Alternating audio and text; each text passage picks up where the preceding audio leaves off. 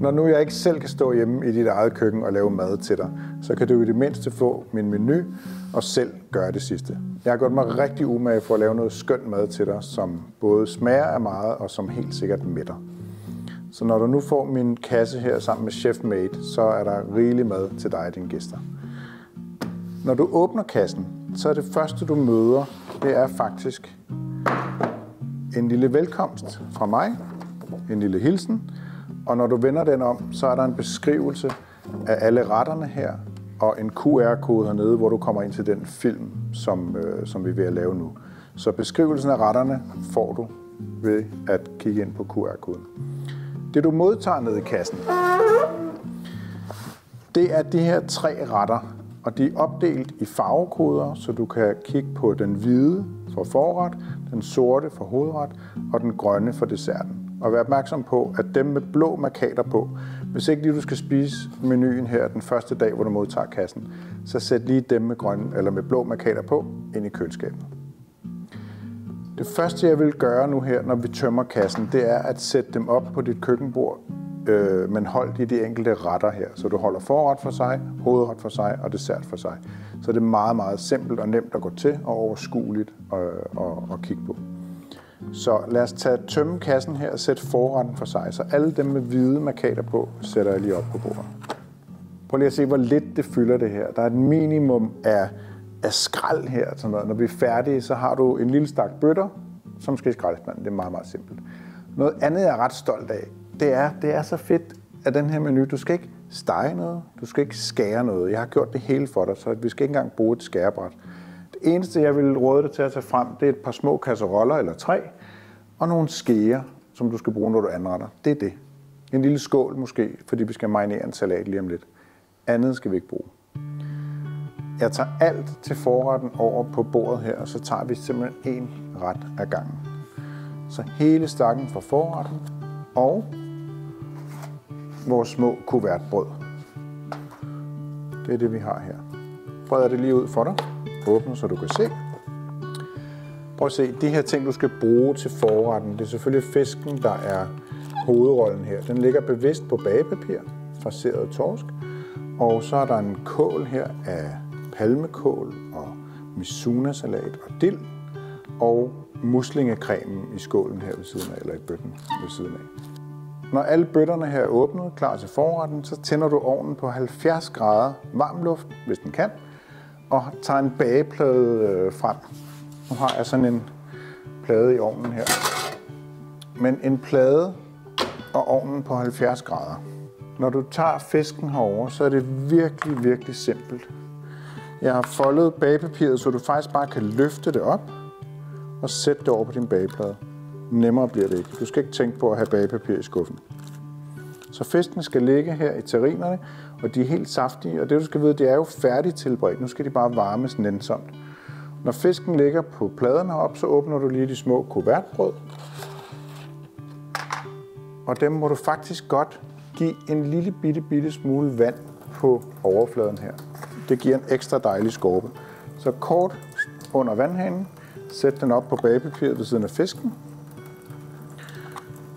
Og så får den sammen med fisken 20 minutter i ovnen. Så pladen over til ovnen, og nu er der altså 20 minutter ved 70 grader for både fisk og bolle. I forhold til valg af tallerken her, jeg har taget de her frem, og det er fordi, der er en lille bitte kant på hernede, det vil sige, at den sauce, der kommer til at ligge hernede, løber ikke ud over kanten. Du kan også sagtens anrette den i en dyb tallerken, det er lige så fint. Der skal bare være plads til fisk og kål ved siden af hinanden. Og hvis du har overskud til det, det har vi nu, så sæt den med ind i ovnen sammen med fisken, for så får de lige sådan en gennemvarme, så det er ikke kolde tallerkener, du anretter på. Det er bare lidt luksus. Så, imens at fisken bager derinde, eller varmer kan man sige, så tag en skål frem, du kan arbejde i. Det her det er en lidt dyb skål, det er fint. Så tager du kålsalaten her med mizuna og dild og urterne her op i skålen. Og så vinairetten her, den lyse af de 2 bøtter. Der er de syltede skalotteløg nede i bunden. Dem kommer du op på her. Al dressingen på. Og så tager du en ske frem eller 2. Og så skal det bare røres godt rundt her og stå og marinere, imens at fisken varmer. Sørg for, at det hele er dækket. Så bare sørg for, at det hele er godt coated af vinaigretten her. Så ligger det faktisk og tilbereder en lille smule på grund af syren her. Så lad den stå på bordet, og så er det muslingecremen her og urteolien. Så det må over på komfuret over. Vi skal finde en gryde frem til creme og olie. Hvis du har nogle kasseroller, som jeg har i forskellige størrelser, så tag den største frem nu. Kom al muslingecreme op i. Den er jo lidt tyk, fordi den er kold, men bare vent til den bliver varmet op om et øjeblik. Og så sætter du den bare på lav varme. Den skal bare lige op og lunes. Når saucen damper og skælver, som du kan se her, det er lige på kogepunktet, så skruer du bare ned på lavt blus. Helt lavt blus, fordi nu er vi faktisk klar. Og det her kan du gøre få minutter før, at der er gået de 20 minutter på fisken og bollen. Så snart muslingecremen er varm, tager du din olie og creme med herover. Godt. Der er gået 20 minutter nu. Fisken og bollerne skal ud af ovnen. Og selvfølgelig tallerkenerne. Det skal meget god idé lige at starte med dem.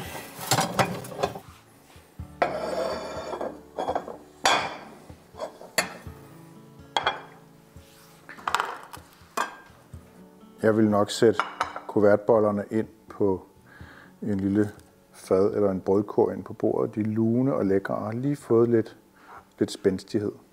Men fisken. Faktisk synes jeg, at den bliver flottest, hvis du lige vender den om. Den ligger jo her og er blevet varmet op.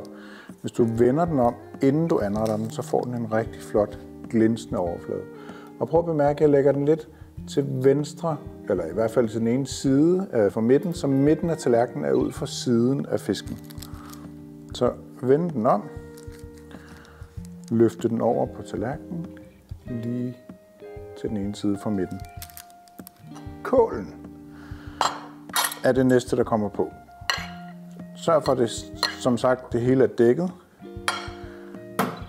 Og så lægger den ene ske fra. Jeg kan godt lide at arbejde med fingrene her. Fordel kålen i 4 portioner, men ved siden af fisken. Så der kommer sådan en lille høj salat her.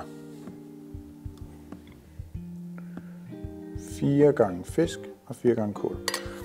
Og det er jo nu, du gerne vil arbejde en lille smule hurtigt, fordi du har jo en dejlig lun ret her, som skal ind på bordet. Nu skal du se noget flot, fordi nede i gryden herovre, prøv at kigge på fiskecremen, muslingecremen. Den har du hernede. Så hælder du olien ned i det hele. Og du skal ikke røre alt for meget rundt, men en lille smule hernede. Løft lidt rundt i lagen hernede, så det lige blander sig lidt. Du skal ikke røre rundt, du skal bare løfte. Og så er det simpelthen en god skefuld på hver side af fisken. En her. Og en her. Og det samme på den anden tallerken. Og lige nu sidder gæsterne altså inde ved bordet. Der er kommet brød på bordet. Der er også gerne vin i glasset nu. Maden er lige på trapperne. Og om det er konen eller manden, der lige kommer nu og hjælper med at bære tallerkener ind. Det er i hvert fald nu, at der er varm mad. Så bagt torsk med souffléfars i midten, nori-tang omkring, kålsalat på palmekål og mizuna, og så den her skilte muslingecreme. Forretten, den er klar. Når fisken er gået ind på bordet, så gør dig selv en tjeneste at lige skrue ovnen op på 120 grader i stedet for 70. Op på 120, så mens du sidder og spiser derinde, så er ovnen den er lige varm, når du kommer ud og skal lave hovedret. Hovedretten. Samme plade. Sæt en bageplade frem. Og alle bøtterne til hovedretten her. Der er 7 bøtter her. Hovedrettens hovedtema eller emne er den her farserede perlehøne, som ligger hernede. De er lavet i en ballotine-form, kan man sige, den måde at gøre det på, med fars i midten, brystet omkring, skindet omkring, og så er det tilberedt. Dem ligger der en helt stort stykke af per gæst hernede. Hvis vi går herover, så har vi en kæmpe variation af græskar. Vi har skåret det pæneste stykke ud i små disks her, som vi har stegt og bagt. Resten har vi lavet puré på eller syltet. Så vi har syltet græskar, puré af græskar og græskarstykker her. I midten ligger der perlebyg, som er kogt og smagt til med olivenolie og salt. Og saucen hernede for enden, en kraftig citron-timian sky med skalotteløg. Du skal glæde dig til at smage det her. Men prøv at se, hvor nemt det er. Bageplade, op med perlehønnen, ligger igen på bagepapir, op med alle 4 stykker. Og så ved siden af lægger du disksene her med græskar. Så de her perlehønnebryster og disks af græskar skal ind og bage i ovnen 120 grader i 20 minutter.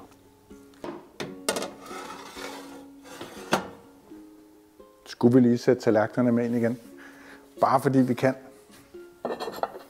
Vi kan jo godt lide anrette varm mad på varme tallerkener. Og de kan sagtens tåle 120 grader, dine tallerkener. Uanset hvad det er lavet af. Find 2 kasseroller frem nu. De 2 mindste, du havde sat frem. Jeg tager det herover. Og en lille ske. Puréen af græskar. Det ser ikke ud af meget, men det den skal, det er, den skal ligesom koge de her perlebyg. Så du skal kun liste det her op i den lille kasserolle og lunes op helt forsigtigt.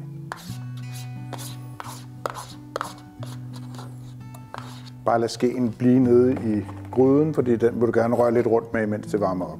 Så det er det ene. Perlebyggen hører til den her, så den lader du bare stå i bøtten, for den skal først vendes i, når puréen er varm.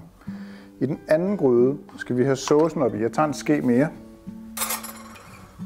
Og noget lidt sjovt, prøv lige at komme tæt på og se her. Den er så intens og kraftig, den her sauce, så det er ligesom når du har lavet sky til leverpostejen. Den er helt hård og fast hernede, og det skal den være. Så skalotteløg, timian og al skyen her op i en kasserolle.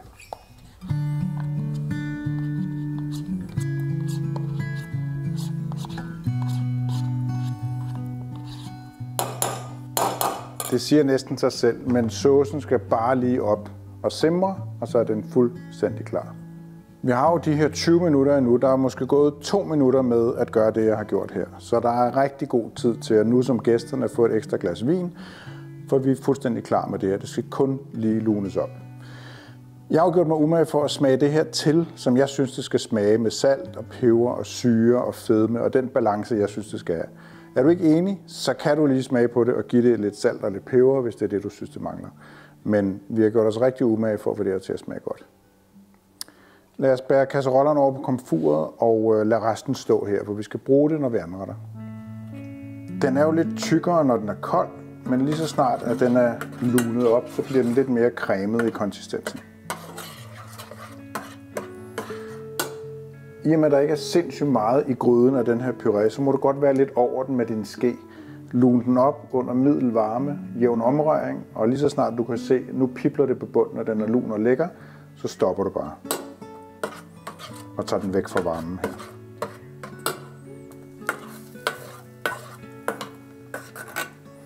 Det er altså ikke en fejl, når du kigger ned her og tænker, er der mad til 4 her?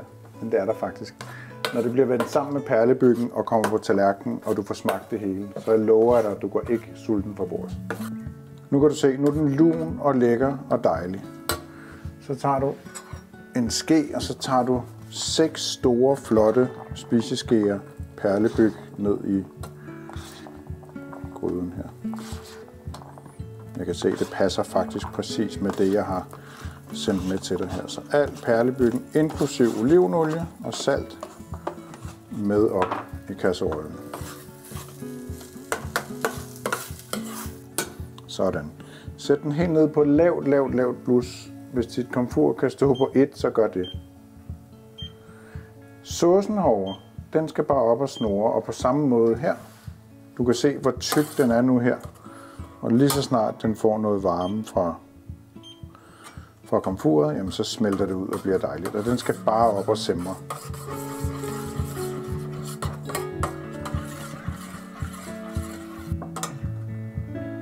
Og du kan se, når saucen lige skælver lidt og er lun og dejlig, så skruer du også ned på lav plus på den. Og så lader du det bare stå og være varmt og lækkert herovre.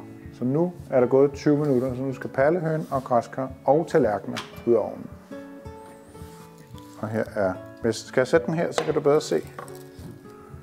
En lille detalje er, at jeg kan godt lide, når sådan noget kød kommer ud af ovnen, og lige inden jeg serverer det, og give det en lille bitte smule flagesalt på toppen. Du kan mærke her, at den er brandvarm og lun og lækker, men bare en lille smule flagesalt gør altså underværker på toppen. Saucen er rygende varm, perlebyggen rigtig dejlig, lun og lækker. Du sætter det lige her. Prøv lige at se, hvor nemt det er. Pas på, det er varme tallerkener nu. Det du starter med, det er perlebyggen her. En god, stor, generøs skefuld per tallerken, lige omkring midten. Du fordeler bare den her mængde på de 4 tallerkener. Alle 4 skal have lige meget. Godt. Perlebyg væk. Så tager du din perlehøne. Der er mange perler i dag. Og så lægger du den op, så gæsterne kan se farsen og brystet og skindet ind fra siden. Så det gør du på alle 4. Læg dem sådan lidt opad. Den sidste sådan garniture her er græskardisken. Den lægger du op. Den må godt stå lidt skråt også.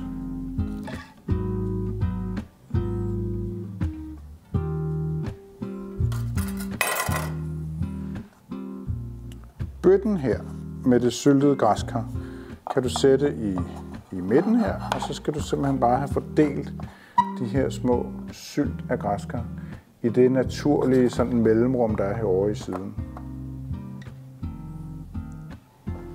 Prikken over i'et er det sidste, der skal på tallerkenen, inden at gæsterne får den ind til bordet.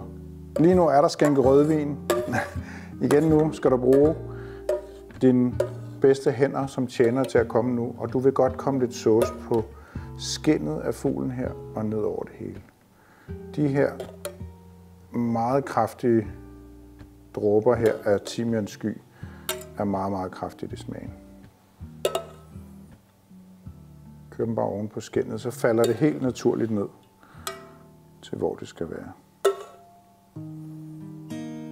Sådan. Perlehøne med variation af græskar her. Græskar puré med perlebyg, disk af græskar, bagt og stegt, og så syltet græskar. Kraftig timiansky, eller citron-timiansky her, og så den her farserede perlehøne.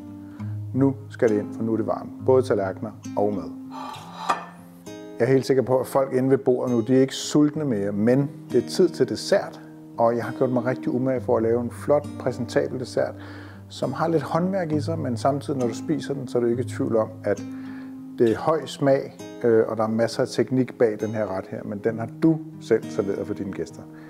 Denne gang skal vi ikke varme tallerkener, men vores lille bakke her med desserterne her, jeg kommer frem med faktisk 2 bakker, og 2 cremer, som du egentlig gerne må holde i køleskabet her, indtil vi skal bruge det. Selvom det er en kold dessert det her, så er det en rigtig god idé lige at give vores små vandbakkelser hernede med den sprøde top lige 5 minutter ved de 120 grader, som ovnen står på for perlehønen. Og du kan sagtens bare sætte bakken med ind. Så giv den lige 5 minutter ved 120 grader.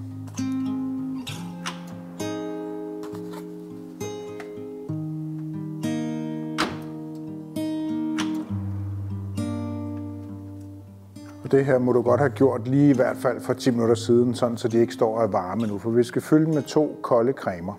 Men lad os lige gå desserten igennem, inden vi fylder den op. Bakken her, som følger med, den har alt det resterende garniture til desserten.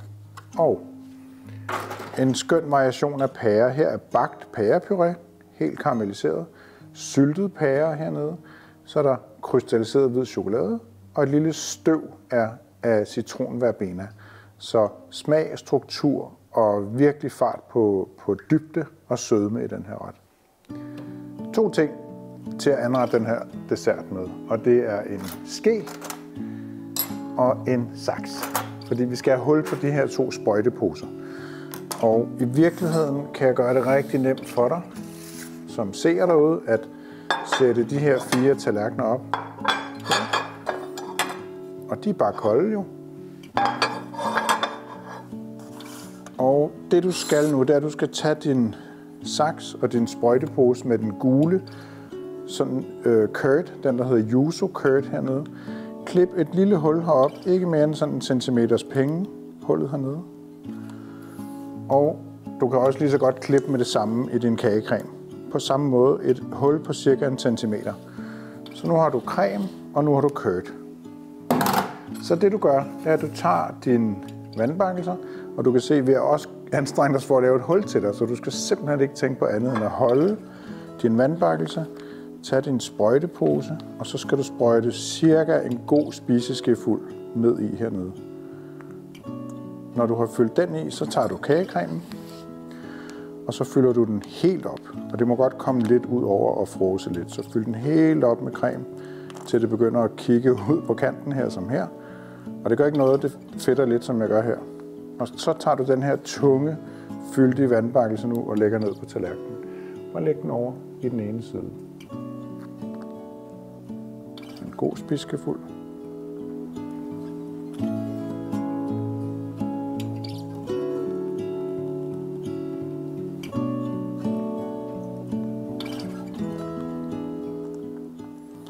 Men de er fyldt godt op med creme alle sammen. Jeg kan se, at jeg har været generøs med sprøjteposen her. Der er rigeligt til dig. Så sætter du dem her på. Nu er det bare det sidste her. Tag bakken op i hånden. Hold med en ske, og så kan du se pærepuréen her, som er det cremede element. Det skal i bunden, så en god stor spiskefuld lægger du ved siden af den her vandbakkelse. Og det gør du på alle 4 tallerkener.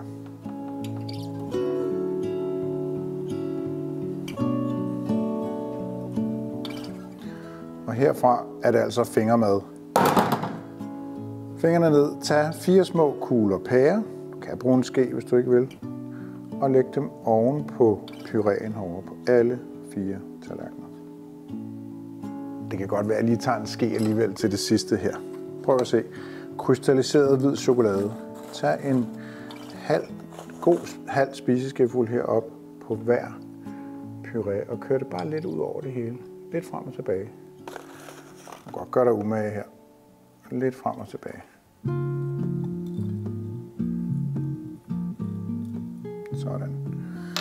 Og den grønne støv hernede, tager du bare et fint drys, der hvor du også har drysset chokolade. Så chaud au craquelant, som det hedder, vandbakkelser med en sprød småkage, der gør den helt knasende på toppen. Indeni yuzu curd og konditorcreme, og ved siden af bagt pureret pære, syltet pærestykker, krystalliseret hvid chokolade og citron verbena støv. Så er der dessert. Så det her det er altså mit bud på en skøn 3-retters, virkelig fransk inspireret menu med fisk, perlehøne og en lille chaud au craquelant. Håber I kan lide det, håber I er blevet med det, og lad os nu se, hvad vi finder på i næste kvartal.